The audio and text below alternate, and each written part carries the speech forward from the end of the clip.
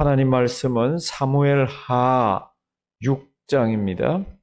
오늘 성경 말씀 속에는 우리가 살면서 하나님의 은혜와 복을 받을 귀한 원리들이 많이 들어 있습니다. 사무엘하 6장 12절에서 15절, 구약 성경 472면 사무엘하 6장에서 6장 12절에서 15절, 우리 다 같이 한 목소리로 한번 읽으십니다.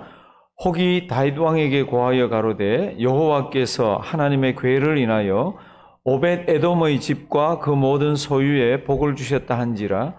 다윗이 가서 하나님의 궤를 기쁨으로 메고 오벳 에돔의 집에서 다윗 성으로 올라갈새 여호와의 궤를 맨 사람들이 6걸음을 행하매 다윗이 소와 살찐 것으로 제사를 드리고 여호와 앞에서 힘을 다하여 춤을 추는데 때에 배 에봇을 입었더라.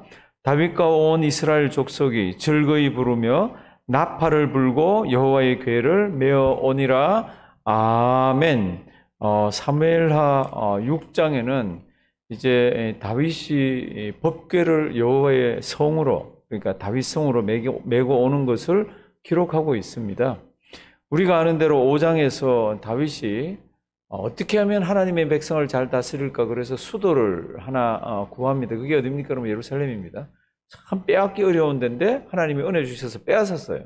그래서 이제 거기서 다스리려고 생각을 하니까 이 예루살렘은 장차 정치의 중심지가 될 것이라. 맞죠? 왕이 있으니까. 그런데 그것만 생각한 게 아닙니다. 이것이 하나님의 예배의 중심지가 되고 영적인 중심지가 되어야 하리라. 그럼 어떻게 해야 되죠? 법궤를 예루살렘으로 옮겨와야 됩니다. 하나님이 함께 계신다는 법궤를 옮겨와야 됩니다. 그런데 법궤가요, 그 다른 곳에 한 70년 그냥 다른 곳에 방치되어 있었습니다. 얼마나 이게 참 섭섭한 이야기예요. 얼마나 이게 안타까운 이야기예요. 왜 그렇습니까? 사울이란 사람은 하나님에 관한 일에는 전혀 관심이 없습니다. 그러니까 성경을 보시면 하나님의 법궤에 대해서도 관심이 하나도 없었습니다. 보시면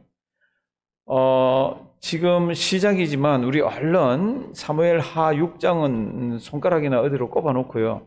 성경책 631면으로 가면 역대사항이 있습니다. 우리 역대사항 얼른 한번 보시겠습니다.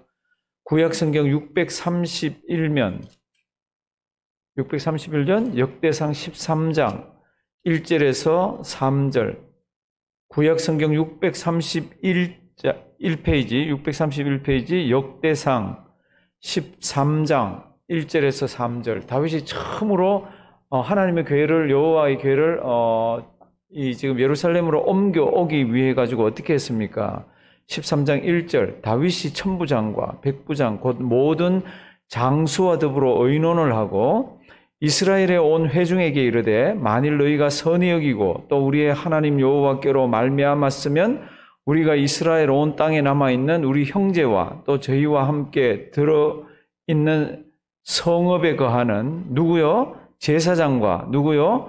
레위 사람에게 보내어 저희를 우리에게로 모이게 하고. 왜요? 그게 이제 3절입니다. 3절 다 같이 한번 읽습니다. 우리가 우리 하나님의 궤를 옮겨오자. 사울 때에는 우리가 궤 앞에서 묻지 아니하였느니라 하매. 참 무서운 얘기예요. 사울이 40년을 다스리는 동안 하나님 아버지 앞에 하나님의 백성들이 어떻게 하면 됩니까?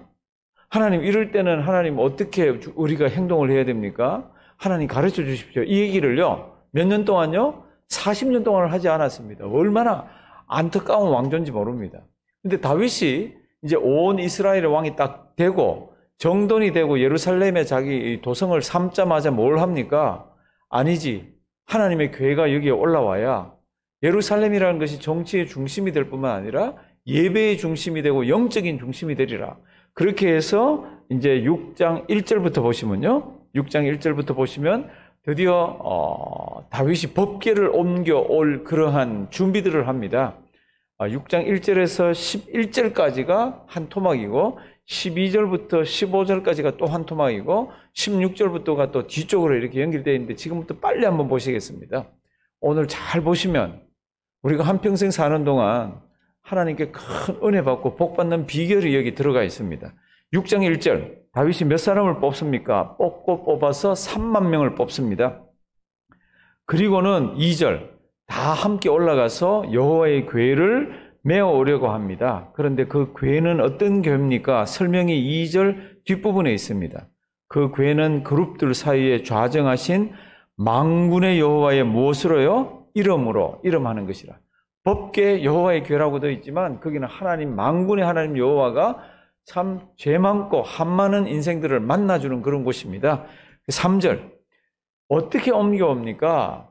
저희가 하나님의 궤를 어떻게 합니까? 새 수레에다가 잘 싣고 지금 예루살렘으로 이제 모시고 오려고 그럽니다. 그래서 웃사라는 사람, 웃사와 그 아효가 새 수레를 이제 끌고 오는데 아효가 앞에서 웃사는 뒤인지 옆인지는 모르지만 하여튼하고 이렇게 해서 둘이서 지금 새 수레를 가지고 옵니다. 성도 여러분들, 새 수레에다가 이 하나님의 법궤를 옮기는 거는 하나님께서 허락하시는 거 아니죠. 새 수레에다 옮기는 거는 블레셋 사람들이나 이방인들이 하는 겁니다. 이 사람들은 여호와의 궤를 어떻게 옮겨야 될지 모르니까 새 수레에다 옮겼잖아요. 그렇죠? 담고 왔잖아요. 그러니까 지금 이렇게 새 수레에다 싣고 옵니다. 4절 저희가 산에 있는 아비나답의 집에서 하나님의 궤를 싣고 나올 때 아효는 궤 앞에서 행합니다. 5절 잣나무로 다윗이 거기에 막 악기 연주하는 사람들을 막 앞에다가 놓고 막 이렇게 여호와 앞에 가게 합니다. 6절 저희가 나곤의 타작마당에 이르러서는 소들이 띠므로 웃사가 손을 들어 어떻게 했습니까? 하나님의 궤를 만졌습니다. 새 수레에다 싣고 오는데 털럭털럭거리니까 이거 궤가 떨어지려고 그러잖아요. 그러니까 어떻게 합니까? 웃사가 이거 안 되지 그러고는 손으로 확 궤를 만졌습니다. 그랬더니 7절 우리 다 같이 천천히 한번 읽습니다. 여호와 하나님이 웃사의 잘못함을 인하여 진노하사 저를 그곳에서 치시니 저가 거기 하나님의 궤 곁에서 어떻게 해요? 죽으니라. 참 무서운 이야기가 있습니다. 여호와의 궤가 움직인다고 만지려고 그랬더니 만졌더니 하나님께서 그냥 그대로 치셨습니다. 그래서 죽었어요. 갑자기 즐겁고 기쁜 찬송들이요. 이게 초상집이 돼버리는 거 있잖아요. 다윗이 가슴이 철렁합니다. 이거 잘못하다가는 어떻게 해요? 다 죽겠다 싶어가지고 그 궤를 가장 가까이 있는 오벳 에돔이라는 사람의 집에다가 그 궤를 갖다 집어넣습니다. 그리고는 다 철수를 합니다. 성도 여러분들, 하나님께서 왜 치셨습니까? 아시잖아요. 여호와의 법궤를 옮기는 하나님의 법이 있습니다. 그냥 옮겨서 예루살렘에만 가는 게 좋은 게 아니라 방법도 좋아야 되는 겁니다. 그러니까 하나님의 일은 늘 결과만 좋아야 되는 게 아니라 방법도 좋아야 되는 거 있잖아요. 이게 지금 하나님께서 쳐서 어찌할 바를 몰라가지고 궤가 오벳 에돔의 집으로 쑥 들어가 있고 지금 다윗하고 일행들은 전부 돌아가 버렸습니다. 하나님께서 왜 치셨습니까? 우리 아는 대로 그랬잖아요. 법궤는 옮기는 법이 소달구지에 싣고 옮기는 게 아니라 자동차에 싣고 옮기는 게 아니라 레위 지파 중에 고핫 자손이 어깨에다 메고 가야 됩니다. 굉장히 무겁습니다. 채에다 꿰서 메고 가야 되는 게 법궤인데 수레에다가 싣고 새 수레에다 실으면 하나님 기뻐할 줄 알고 수레에다 싣고 가다가 털컹거리니까 손을 갖다 대고 하나님께서 진노를 하셨습니다. 그런데 이제 12절부터 한번 보십시오. 다윗은 너무너무 두려워가지고요. 옮기지를 못하고 3만 명 아니라 얼마라도 못 옮기는 거죠.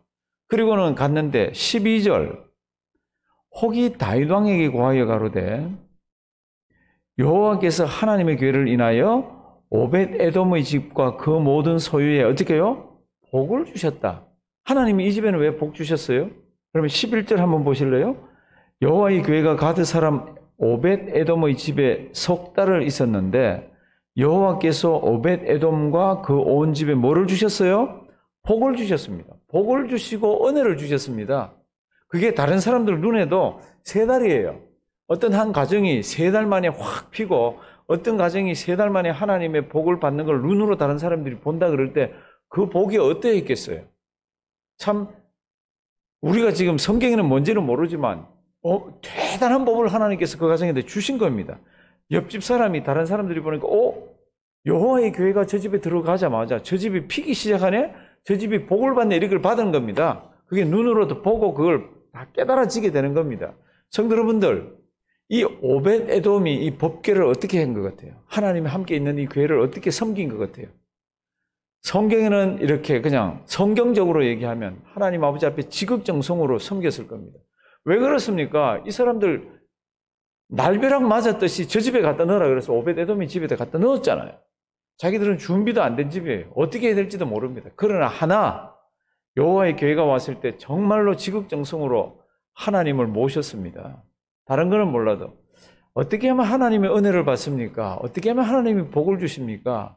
저는 다른 거는 잘 몰라도 정말로 하나님의 은혜를 사모하면서 정말로 하나님 아버지 앞에 마음과 뜻과 정성을 다해서 잘 섬기는 사람에게 제가 목회를 하면서 보니까 하나님의 은혜도 주시고 복도 주시더라고요. 겉으로는 이런 것 같고 저런 것 같은데 정말 마음이 떠나 있고 겉으로는 잘 섬기는 것 같은데 그렇지 않은 자들은 하나님께서 은혜와 복을 주시지를 않더라고. 어떤 가정에 은혜를 주시고 어떤 가정에 복을 주십니까? 정말로 진지하게 정말로 하나님의 은혜를 사모하면서 정말로 주님 외에는 없습니다. 그러면서 주님 붙드는 자에게 하나님께서는 큰 은혜들을 주시더라고요. 그 복받는 소식이 다시 다윗에게 들립니다. 그래서 다윗이 하나님께서 진노를 거두셨구나. 그리고는 12절부터 보시면요. 혹이 다윗 왕에게 구했습니다. 그 가정에 복을 주십디다. 그리고는 그래서 하나님의 교회를 기쁨으로 메고 다시 다윗성으로 올라오려고 준비를 해서 이제 올라오기 시작합니다. 13절. 여호와의 교회를 이번에는 뭐라고요? 맨 사람들이. 하나님 어떻게 섬겨야 됩니까? 성경대로 섬겨야 됩니다. 그렇죠? 하나님의 법도대로 섬겨야 됩니다. 그러니까 여호와의 교회를 맨 사람들이 6걸음을 행하며 다윗이 소와 살찐 것으로 제사를 드리고 이게 무슨 뜻인가 하면요. 처음에는 쇠수레에 실었다가 사람이 죽었잖아요. 하나님께 진노하셨구나. 그러고 괴를 다른 곳에 맡겨놨다가 이제 괴를 메고 오는데 맨 사람들이 한 걸음, 하나님 괜찮네. 진노 안 하시네. 2걸음, 3걸음, 4걸음, 5, 6걸음까지 하나님이 진짜 이번에는 괜찮구나. 스톱! 그리고는 거기에 스탑을 딱 시키고 거기에서 제사를 드리고 예배를 드리면서 하나님 감사합니다. 막 이렇게 한 거예요. 그 다음에 또 6걸음마다 한 게 아니고 이렇게 6걸음을 갔을 때 하나님 아버지 앞에 제사 드리면서 하나님 정말 감사합니다. 하나님이 우리와 함께 하시고 진노하지 아니하시고 우리가 하나님을 이제 우리 다윗성으로 하나님의 성으로 모시고 올라갑니다. 이렇게 하는데 14절 다윗이 너무 기쁜 거예요. 하나님께서 어떤 자에게 복을 주십니까? 하나님 아버지 앞에서는 어린아이처럼 은혜 받고 어린아이처럼 하나님을 대하는 자에게 은혜를 주시고 복을 주시더라고요. 14절 여호와 앞에서 힘을 다하여 뭐요? 춤을 춥니다. 누가요? 다윗이 때에 무엇을 입었습니까? 배에 에봇을 입었습니다. 성경 잘 보시면 춤을 어떻게 췄습니까? 성경은 이렇게 얘기합니다. 힘을 다하여 마음과 뜻과 정성을 다해서 살아계신 하나님 아버지 앞에서 막 기뻐서 하나님 아버지 앞에 막 춤을 춥니다. 하나님의 은혜를 참 많이 주시더라고요. 그리고는 16절 여호와의 궤가 다윗성으로 들어올 때에 사울의 딸 미갈이 2층에서 이제 들어오는 것을 봅니다. 성도 여러분들 지금 여호와의 궤가 들어오면은 지금 왕의 와이프가 아니라 그리고 자기 아버지가 왕이었던 공주가 아니라 누구라도 나와야 되잖아요. 내려와야 되잖아요. 근데 미갈이요 그 위에서 이렇게 봅니다. 왜 그렇습니까? 사울 왕가는 이 법궤에 대해서 관심이 하나도 없습니다. 사울 왕가는요 하나님에 대해서는 관심이 1원도 없습니다. 하나도 없습니다. 그러니까 이 딸도 이걸 배운 거예요.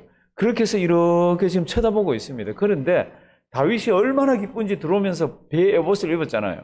막 춤을 덩실덩실 춥니다. 그랬더니 막 허벅지가 다 보이고 막 이렇습니다. 아유, 망치게라. 저거 참 희한한 짓을 하고 있는 거 있잖아요. 지금 이 사울 딸 미갈이 하나님 아버지 앞에서 춤을 추면서 좀 사람 눈에는 좀 그렇게 보이면 어때요? 지금 하나님 아버지 앞에 이렇게 기뻐서 하나님 참 즐겁게 해드리고 있는데 다윗이 이 집 안으로 들어왔습니다. 그랬더니 미갈이요 눈을 새쭉하게 떠가지고 뭐라고 그럽니다. 뭐라 그럽니까? 어떻게 한 나라의 왕이 그렇게 계집 종들 있는 그런 앞에서 그렇게 아주 몹쓸 짓을 그렇게 했습니까? 그때 다윗이 21절 한번 보십니다. 다윗이 미갈에게 이르되 이는 여호와 앞에서 한 것이니라. 저가 내 아비와 그 온 집을 버리시고 나를 택하사 나로 여호와의 백성 이스라엘의 주권자를 삼으셨으니 내가 여호와 앞에서 어떻게 해요? 뛰놀리라. 내가 더 낮아져도 하나님 아버지 앞에서는 그런 일을 하리라. 그게 22절입니다. 미갈은 그런 거를 이해를 못합니다. 왜 이해를 못하죠? 영적인 거에 관심이 없습니다. 영적인 하나님의 은혜가 임하는 통로도 모르고 아무것도 모릅니다. 그 여자에게 자식을 주면 어떻게 될 것 같아요? 자식도 그렇게 키울 거 아니에요.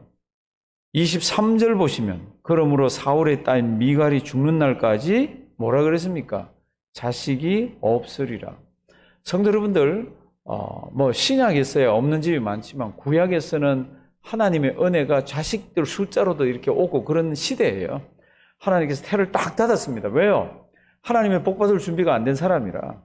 참 무서운 이야기가 여기에 있습니다. 오벳 에돔 이 집 가문이 어떤 집인지 몰라요. 그런데 하나님이 복을 주시고 은혜를 주셨더라고요. 왜요? 하나님을 아주 지극정성으로 모셨더라고요. 다윗, 하나님께서 이를 통해서 내 뜻을 다 이루리라. 미갈, 하나님에 관한 게 하나도 관심이 없습니다. 그러면 지금을 살아가는 우리는 어디에 관심을 가져야 됩니까? 영적인 거죠. 하나님께서 이 땅에 세워주신, 십자가를 통해서 이 땅에 세워주신 하나님의 기관이, 하나님께서 허락하신 조직과 단체가 뭡니까? 그러면 교회입니다. 교회를 하나님께서 어떻게 섬기는지를 통하여서, 교회를 하나님께서 어떻게 보는지를 통해서 하나님께서 그 가문을 일으키기도 하고 쇠하기도 합니다. 정말로 참 사람들이 모인 것이 교회잖아요. 하나님께서 우리를 불러주신 곳이라, 그러면서 이 교회에서 정말 지극정성 주님 앞에서 신앙생활하는 자들에게는 하나님께서 은혜와 복들을 많이 주십니다. 교회? 이거 무슨 별거 있냐? 사람들 모여 있는데 큰 소리 치면 다 죽은 듯이 가만히 있고, 그러면서 교회를요 아주 이상하게 생각하는 사람들은 하나님께서 은혜와 복을 주시지를 않습니다. 21세기를 살아가는 우리들, 정말로 하나님 잘 섬기면 복을 주십니다라는 것은 성경이 우리에게 가르치고 있습니다. 그럼 하나님 잘 섬긴다는 게 뭡니까? 그러면 가정을 잘 꾸려나가고 하나님의 몸된 교회를 잘 섬겨나가고 세상 나가서는 받은 바 은혜대로 세상에 나누어 주면서 하나님의 백성답게 사는 자에게 하나님께서 은혜들을 더해 주십니다. 이 말씀 잊지 말기를 바랍니다. 저는 미갈이 굉장히 안타까워요. 왜 그렇습니까? 참 왕의 딸로서, 그리고 한 남자의 와이프로서 다윗을 얼마나 오랫동안 봤습니까? 그럼에도 불구하고 전혀 영적인 데는 관심이 없습니다. 하나님께서 이 여자에게는 은혜를 안 주시더라고요. 우리 이 말씀 잘 기억하시고요. 지금 우리가 사는 세상이 참 아주 험하게졌습니다. 다윗이 보면은 어려울 때만 기도한 게 아닙니다. 다윗이 평안할 때도 기도를 많이 했습니다. 사실은 시편도 제가 오늘 찾아왔는데 시간이 좀 지나서 그런데 제가 한 가지만 좀 부탁을 드리겠습니다.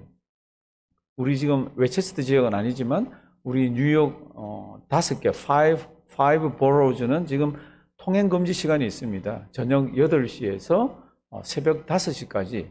어제 6월 2일에서 6월 7일까지.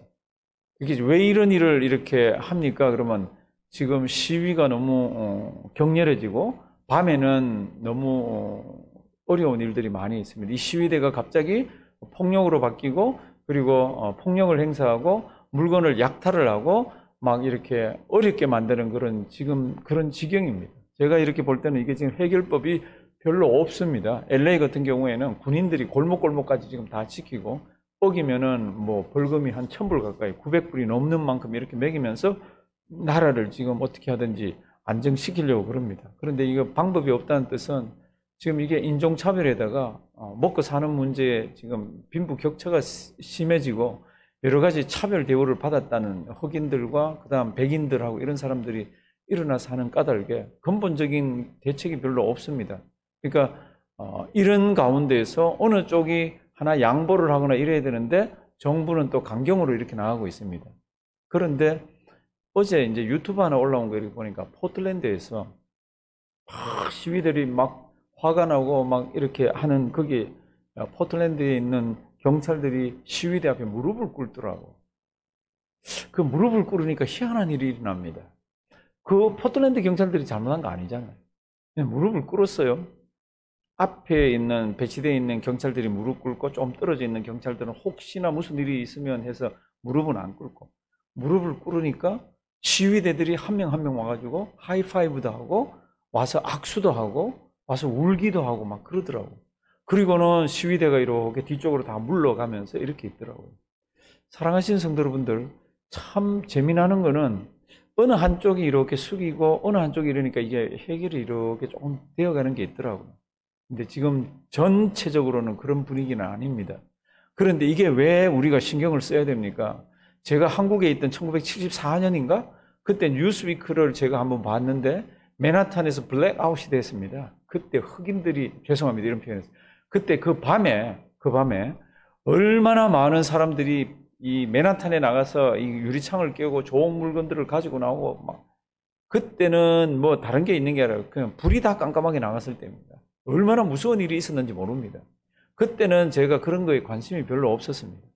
근데 지금은 우리는 다 자라서, 우리는 다 뭐 나이가 들어서 그런데 우리의 자녀들이, 우리의 손자, 손녀들이 이 땅에서 지금 살아야 됩니다. 어떤 땅입니까? 이렇게 불공평하고 불공정하고 영적으로는 한없이 소돔같이 되어가는 이 땅을 살아가야 되는데, 이 땅에서 한 번씩 폭동이 일어나거나 한 번씩 이렇게 이상한 일들이 일어나면은 소수민족 중에 우리 아이들이 설 자리가 없습니다.